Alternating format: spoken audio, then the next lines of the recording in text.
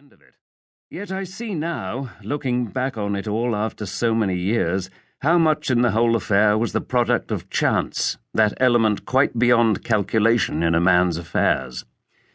To start with, my bold plunge across such a wide stretch of virgin jungle was not quite as insane as it might appear.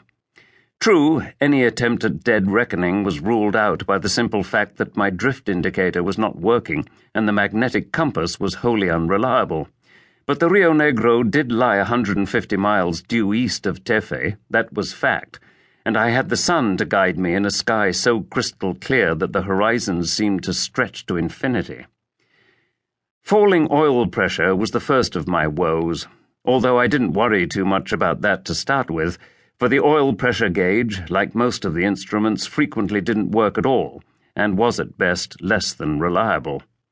And then, unbelievably, the horizon broke into a series of jagged peaks almost before my eyes, something else about which I couldn't really complain, for on the map that particular section was merely a blank space. Not that they were the Andes exactly, but high enough, considering the Vega's general condition, although the altimeter packed in at 4,000 feet, so everything after that was guesswork. The sensible way of doing things would have been to stay far enough from them to be out of harm's way, and then to gain the correct height to cross the range by flying round and round in upward spirals for as long as may be. But I didn't have time enough for that, by which I mean fuel, and simply eased back the stick and went in on the run. I don't suppose there was more than 400 or 500 feet in it as I started across the first great shoulder that lifted in a hog's back out of the dark green of the rainforest. Beyond, I faced a scattering of jagged peaks, and not too much time for decisions. I took a chance, aimed for the gap between the two largest, and flew on over a landscape so barren that it might have been the moon.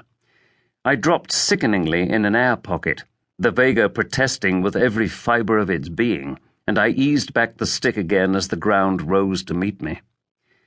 For a while it began to look as if I'd made a bad mistake, for the pass through which I was flying narrowed considerably, so that at one point there seemed every chance of the wingtips brushing the rock face. And then, quite suddenly, I lifted over a great fissured ridge with no more than 100 feet to spare, and found myself flying across an enormous valley, mist rising to engulf me like steam from a boiling pot. Suddenly, it was a lot colder, and rain drifted across the windshield in a fine spray, and then the horizon of things crackled with electricity as rain swept in from the east in a great cloud to engulf me. Violent tropical storms of that type were one of the daily hazards of flying in the area. Frequent and usually short-lived, they could wreak an incredible amount of damage, and the particular danger was the lightning associated with them. It was usually best to climb over them, but the Vega was already as high as she was going to go, considering the state she was in, so I really had no other choice than to hang on and hope for the best. I didn't think of dying. I was too involved in keeping the plane in the air to have time for anything else. The Vega was made of wood, cantilevered wings and streamlined wooden skin fuselage, manufactured in two halves and glued together like a child's toy, and now the toy was tearing itself to pieces. Outside it was almost completely dark, and water cascaded in through every strained seam in the fuselage as we rocked in the turbulence. Rain streamed from the wings, lightning flickering at their tips, and pieces of fuselage started to flake away. I felt a kind of exultation, more than anything else, at the sheer involvement of trying to control that dying plane, and actually laughed out loud at one point when a section of the roof went and water cascaded in over my head. I came out into bright sunlight of the late afternoon, and saw the river on the horizon immediately.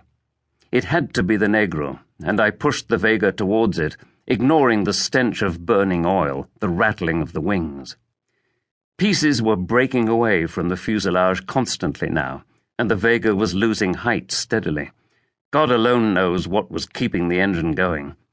It was really quite extraordinary. Any minute now and the damn thing might pack up altogether, and a crash landing in that impenetrable rainforest below was not something I could reasonably hope to survive.